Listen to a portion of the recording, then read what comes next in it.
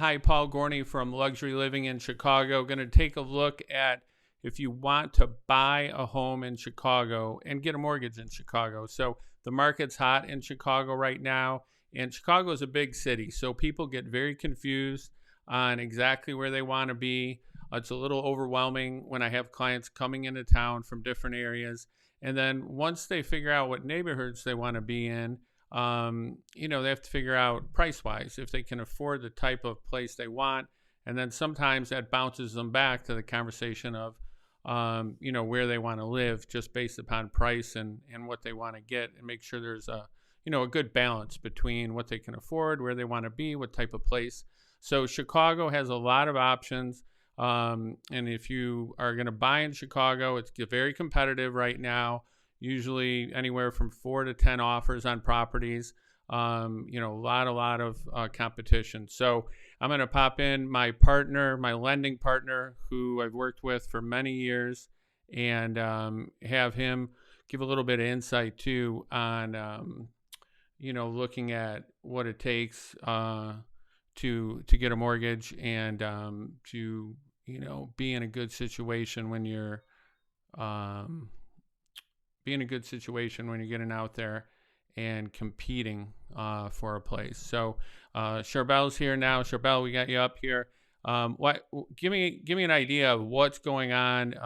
We work together all the time, but give me an idea of what's going on with rates, how it's affecting people's ability to get places, and what you see with your clients. Honestly, the biggest challenge in the last 90 days is depending on what purchase price, your payment might change from $50 to $400. So if clients are not ready for that payment increase, people are just waiting for the right time. So it's really it's more about payment than rate. But people are upset that rates increasing so quick, but are just paying attention more on the payment.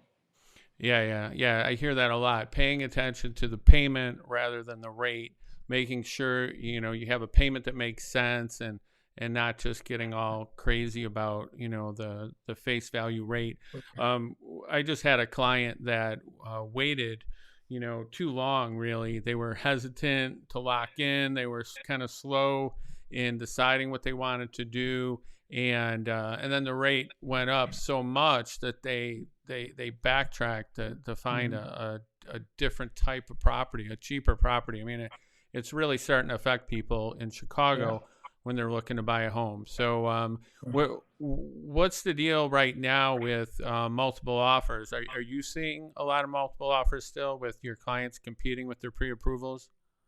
Multiple offers, yes. Right now, we're seeing clients, if they're not willing to pay asking, if not 20, 30, 40 grand more, they're wasting their time. We've not seen something like this in a long time. And just giving the clients, they have to be ready. They have to, some clients are honestly, we have scenarios where we're submitting the file to underwriting without a contract, getting them approved, and all we need is appraisal and title, and we're closing in 7 to 10 days. Yeah, So right. speed and efficiency is everything right now.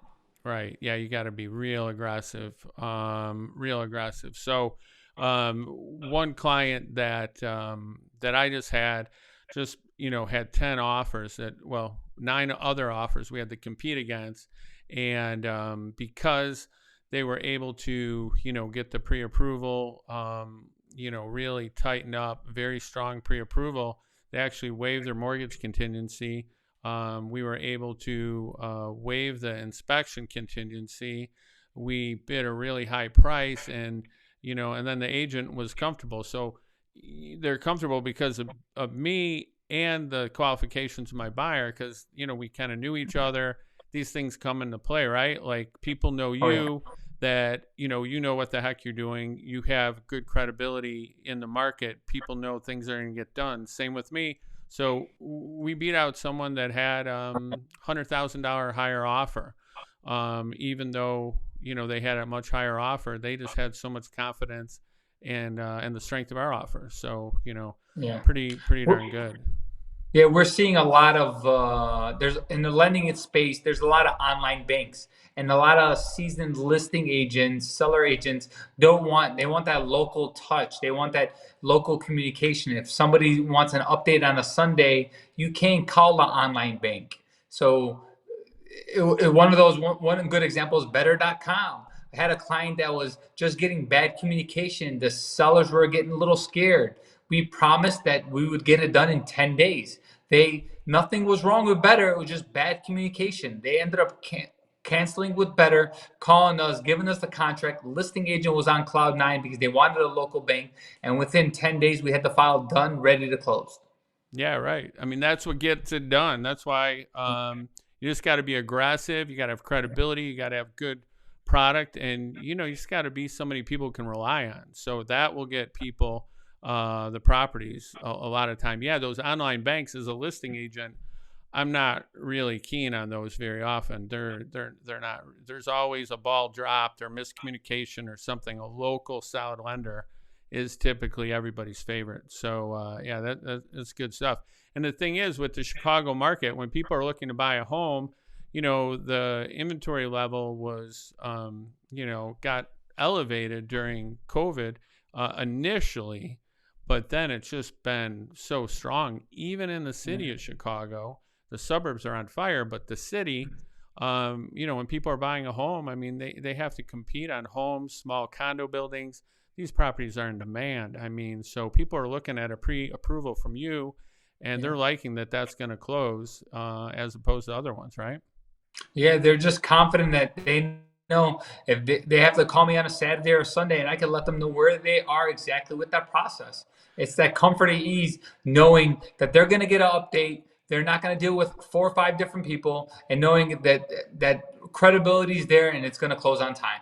Exactly. So when people are buying a home in Chicago, they can't be messing around in this market, with their agent. One thing that people have to look out for, with their loan officer getting the loan accepted, but like looking to the future, the market's kind of shifting a little bit right now. See some very beginning signs that, people have called and said, hey, is your client still interested in my house?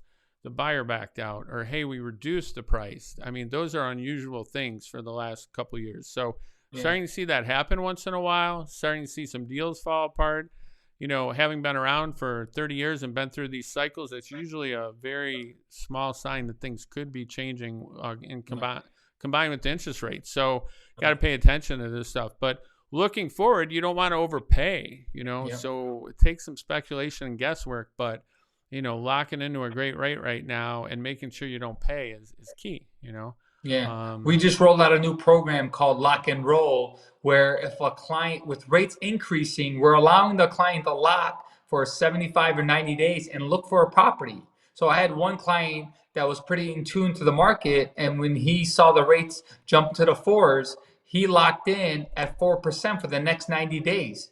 He's 30 days into his lock, so he's got 60 days left to still find a property and close. So lenders are starting to come up with cool programs to help clients feel more at ease. Yeah, wow, that's great. That's a great program. Did not know about that. So when you're going to get, when you're going to get a mortgage in Chicago, this is kind of stuff to be aware of. And then the realtors get familiar with it, like, just hearing you say that and other people. So when you come in, with these pre-approvals or tell them what program you're in and they're familiar with it because it's a local lender, it helps. But one thing is the areas in Chicago, I mean, typically the areas on the periphery, like the ones farther away from the lake, if the market does dip, those are usually the ones that take the biggest percentage hit. Like they'll go down in value hard compared to the ones closer to the lake, right? Oh yeah. Yeah, we're seeing a lot more demand near the lake than away from the lake. Oh, that's interesting. Yeah, that's my preference. Being through these cycles before, if you're going to buy a home in Chicago, you definitely want to go in. If the market's changing, you want to go in a safer area. But then you got to scrub down, the comps, the numbers, and really kind of be able to use a heck of a lot of experience to figure out if you're overpaying or not, and if you're in a safe spot, or knowing, hey, okay, if you're going to lose 50 grand, you want to know it up front, and you can make that decision. So are people switching over to arms now versus 30 year? So the traditional 30-year fix is very common, but with rates increasing, a lot of first-time buyers or second-time buyers, they know that it's not going to be the forever home. So they're looking at different types of programs like a 7-year arm, a 10-year arm. Doesn't mean that you're locked in and you're not going to get penalized. With rates in the last like 10 or 15 years, we've seen them increase and decrease. So a lot of people are locking in on a 7-year arm, which is a much lower interest rate, and just betting on the market's going to come down and look to refinance. I'm a perfect example. I bought a forever house in 2018, got that traditional 30-year fix. Within 4 years, I refinanced 3 times. What was the point of me taking that 30-year fix if I was going to refinance? Yeah, right. Yeah, we just had somebody that I had referred to you that was really, sometimes people just get married to that 30-year fix. They just want it to feel comfortable. But, I think you talk to them, and I mean, they're telling me on one end, hey, we're not going to live in this home more than 3 years probably. So if you round that up to 5 or 7 years, I mean, definitely get an arm. Yeah. You don't want to pay for that 30-year and then go buy another house and, lose all that interest rate money. You're overpaying. So We what? Oh, go ahead. Oh, sorry. We grew up in a time where our parents lived in homes for 20, 30, 40 years. We're in a different time. Homes were a lot cheaper in the 70s and the 80s and the 90s. Homes are much more expensive and no one sits still. The average time somebody's staying in a house is 5 to 7 years. It's very Yeah. rare to see someone in 10 years. Yeah, you're right. And especially, in Chicago, there's a huge condo market and they're very costly.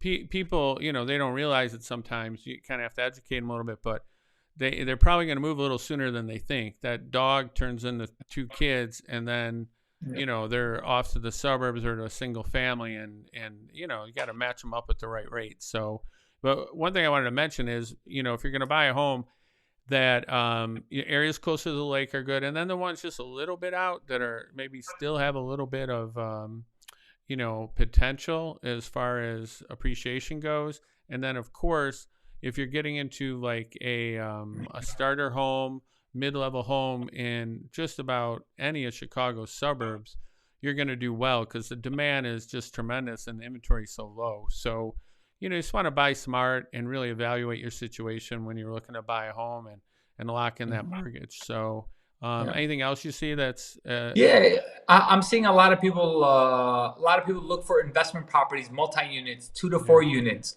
A good example of that, I had a CPA. She went under contract in December, and we had an amazing investment program that her rate was in the high threes. And this was in December of 2021. That unfortunately that contract had to die due to inspection. And now, fast forward in April, she's looking at another multi-unit, and the interest rates are in the higher fives. She's not panicking because obviously she's seeing interest rates increase, but she's looking at it as an investment aspect, and she wants me to break down her payment. As right. long as her payment, as long as her rents coming in are paying her mortgage, she doesn't care what rate it is because she's thinking this is a long-term investment. So I am seeing a lot of savvy investors are thinking long-term, 20, 30 years. As long as the rents are paying the mortgage, they don't care what the rate is. Yeah, yeah. Are you seeing on the other end of things? Are you seeing a big influence with the first-time buyers with the rates going up? Probably hitting them harder than anybody, right? Yeah, a lot of first time buyers coming out of college, 2, 3 years out of college, finally making money. 100 to $200 swing is affecting them, but so they're holding back. But honestly, we're comparing to rents. First time buyers don't realize that rents are also increasing as mortgage rates increase.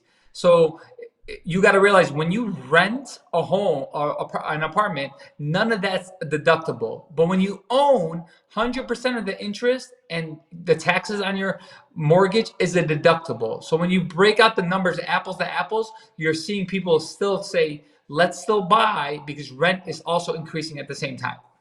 Right, exactly. The rents are nuts in Chicago. So the Yeah. first-time buyers that I've seen, exactly right. I mean, unless they're, multiple roommates sharing like, an apartment, sometimes they'll continue to rent a little bit, but when Oh, they yeah. get sick of that and they want to get their own place or it's a young couple that got married, yeah, the rents are outrageous and you get no benefits like you said. Yeah. And then the luxury market, I've seen so many people because of the gains in the stock market. I've seen quite a few people pay cash. Like I just have a client now that's paying just under $1 million for a house, like, real money. They're just transferring the money. So I've seen a lot of that. But, I think as we go further along and maybe that settles down a bit, probably see a little bit more in the luxury market on the loan side. What are you seeing? Are you doing many loans for people that are buying, $1.5 to $3 million places? Yeah, I mean, right now, every market from below 500 to over a mil is pretty hot. The inventory is very low. We are articles that we're reading. We're thinking things will slow down the next 3 to 6 months. But right now, no one could predict this market. No one really saw rates jumping up this high. No one thought in 2020 and 2021 rates are going to drop. So it's just following the trends and just taking it 1 month at a time. Yeah, yeah, absolutely. One thing I want to mention that I didn't mention at the beginning is our phone numbers are here for both of us. Just call, text, email. You have any questions for Sharbel on the Chicago mortgage side, or myself. If you're looking to buy a home in Chicago, or just initially any questions. No commitment necessary, but Oh, yeah. just call, text, email, day, nights, weekends, anytime. And one thing to kind of make a point is one client just came in. They were referred to me, but they were a relocation client. So the relocation buyers get a big package from their company, and a lot of it comes out of the broker's commission. They take a big percentage. So not really my favorite type of situation, but because they were referred to me, I 100% committed to them. And at the end, well, we're closing tomorrow, but at the end of the day, it was really nice because she said to me, if I just got a regular relocation person, because sometimes it's a little bit less experienced agents working with relocation buyers because the commission's lower. And she said, I would have never got this house, and I would have never got the contractor, the architect, everything lined up. I would have never got the inspection the way it was. I mean, so there is a big difference with Sharbel. He gets things done myself. Just call, text, email. You ever need anything at all with Chicago. I love it. I appreciate it. Reach out. Honestly, a lot of people think in the lending side, we have to look at your credit. We need your income docs. No. If you just have a few questions, and you just want to have a conversation, shoot us a text, shoot us a call. We're available 7 days a week. Yeah, sounds good. Thanks. Thanks a lot, Paul.